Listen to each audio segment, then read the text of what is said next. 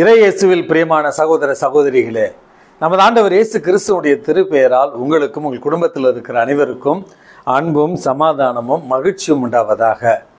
அன்புமிக்கவர்களே, இன்றைய மன்னாவுடைய உறவுகளே, டிசம்பர் மாதம் வருகிறது. கிறிஸ்து பிறப்பு விழாவுக்கு தயார் செய்கிற ஒரு திருவருகை காலமும் வர இருக்கிறது.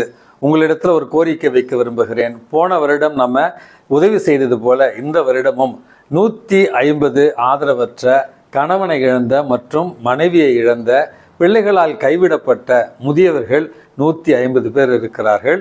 மற்றும் ஏழை குழந்தைகள் ஒரு 50 பேர் இருக்கிறார்கள்.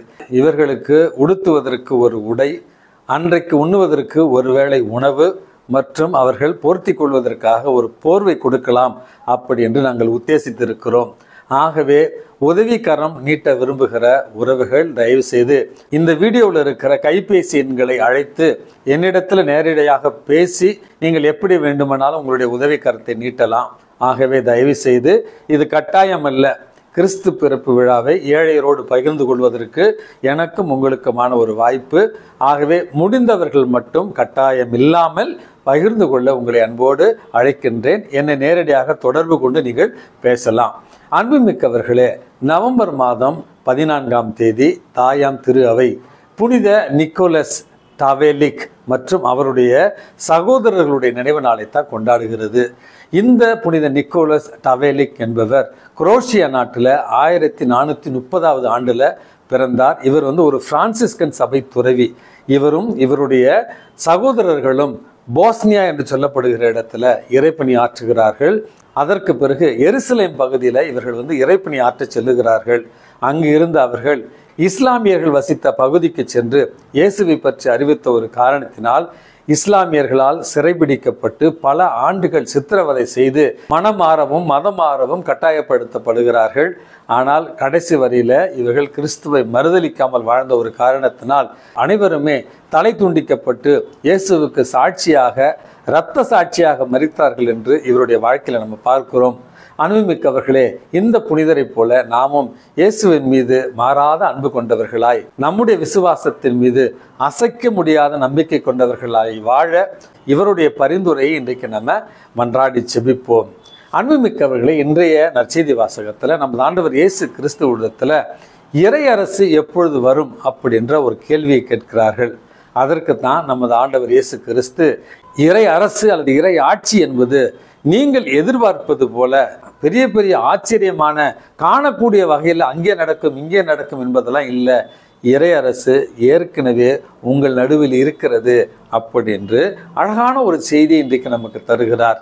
போன வாரத்தில் தீபாவளி நேரத்தில் நான் பாண்டிச்சேரியில் இருந்த ஒரு பங்குக்கு மாலை திருப்பலிக்காக சென்றிருந்தேன். அப்பொழுது நான் தனியாக சென்று கொண்டிருந்த நேரத்தில் ஒரு வயதான பெண்மணி கையில் 2 பொட்டலங்களை வைத்துக்கொண்டு என்னிடத்தில் நேராக வந்து தலை சாய்த்து ஆசீர்வாதத்தை கேட்டார். நான் அவருக்கு தலையில் கை வைத்து ஆசீர்வாதம் செய்த பிறகு அந்த பெண்மணி என் கை மேலே அவங்க கையை அப்படி அழுத்தி வச்சுக்கிட்டு, ரொம்ப நன்றி சாமி, இயேசுவுக்கே புகழ், இதுதான் வேணும், உங்களுடைய ஆசீர்வாதம் தான் எனக்கு வேணும். காலையிலேருந்து சாப்பாட்டுக்கே வழி இல்லாமல் நான் அந்த கோயில் வளாகத்தில் சுற்றிக்கிட்டு இருந்தேன். மதியம் 4 மணி ஆக போது இப்பொழுது தான் ஒரு டீச்சர் ஒருத்தவங்க இந்த 2 பொட்டலத்தை என் கையில் கொடுத்து, அம்மா நீங்கள் இப்போ சாப்பிடுங்க, நைட்டுக்கும் வச்சுக்கிங்க அப்படின்னு சொல்லிவிட்டு சென்றார்கள். மனசுக்கு ரொம்ப சந்தோஷமாக இருக்குது. எனக்கு எங்கிருந்து உதவி வரும், பசி எடுக்குதே அப்படி என்று நான் இந்த ஆலயத்தின் வளாகத்தில் சுற்றி திரிந்தேன். ஆனால் எனக்கு ஒரு சாதாரண ஆசிரியை மூலமாக இந்த உதவி கிடைத்தது. உங்களை பார்த்தோன்னே ஏசாப்பாவுக்கு நன்றி சொல்லலான்னு வந்தேன் அப்படின்னு சொல்லி, குருக்களாகிய உங்களிடத்துல நாங்கள் ஆசீர்வாதத்தை மட்டும்தான் கேட்குறோம், எனக்காக ப்ரேயர் பண்ணிக்கோங்க, எனக்கு ரொம்ப சந்தோஷமாக இருக்குது அப்படின்னு சென்றார்கள். அன்புமிக்கவர்களே, அந்த அம்மா தூரத்தில் வரும் பொழுதே என் மனசுக்குள்ள ஒரு கால்குலேஷன், ஏதோ உதவி தான் கேட்க வராங்க, ஏனென்றால் பார்ப்பதற்கு வறுமையில் இருப்பவர் போல இருந்தார். நிச்சயமாக நம்மிடத்தில் ஏதோ உதவி கேட்க வருகிறார், காசு கேட்க வருகிறார், ஐயோ நம்ம என்ன பண்ண போகிறோம் அப்படின்னு யோசித்து கொண்டிருந்த நேரத்தில் அந்த அம்மா, உங்கள் ஆசீர்வாதம் போதும், கடவுள் எனக்கு சாதாரண மனிதர்கள் மூலமாக உதவி செய்தார் அப்படி என்று சொல்லிவிட்டு சென்றார்.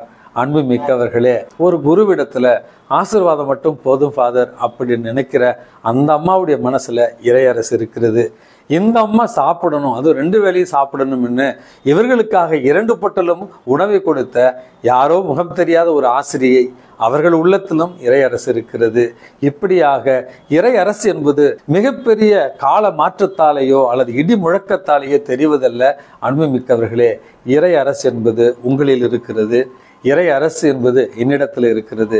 நாம் வாழ்கிற குடும்பங்களில் கனிவோடும் பரிவோடும் பாசத்தோடும் உதவி செய்து மற்றவர்களுக்காக நம்முடைய நேரத்தை ஒதுக்கி புரிந்து கொண்டு கஷ்டத்தில் துன்பத்தில் வேதனையில் எல்லோரோடும் ஒன்றாக இருந்து இறை வேண்டலில் ஈடுபட்டு நம்மை போல கஷ்டப்படுகிற குடும்பங்களுக்கு உதவி செய்து இந்த உலகத்தை அன்பால் கட்டமைக்கிற பொழுது, இந்த உலகத்தில் நீதியை நிலைநாட்ட நாம் குரல் எழுப்புகிற பொழுது, இந்த உலகத்தில் கனிவோடு நடந்து கொள்கிற பொழுது இறை அரசு உங்களிலும் என்னிலும் இருக்கிறது என்பதைத்தான் நமது ஆண்டவர் இயேசு கிறிஸ்து இன்றைக்கு தெளிவுபடுத்துகிறார். ஆகவே இறை அரசை தாங்கியவர்களாய், இறை அரசின் விழுமியங்களை நம்முடைய உள்ளத்தில் கொண்டவர்களாய், இயேசுவின் சாட்சிகளாய் அன்போடும் கனிவோடும் பாசத்தோடும் பரிவோடும் மன்னித்தும் நீதியோடும் வாழ இறைவனிடத்தில் இன்றைக்கு மன்றாடி ஜெபிப்போம். எல்லாம் வல்ல இறைவன் தந்தை, மகன், தூய ஆவி உங்களையும் உங்கள் குடும்பத்தில் இருக்கிற அனைவரையும் நிறைவாக ஆசீர்வதித்து பாதுகாத்து வழி நடத்துவாராக. ஆமேன்.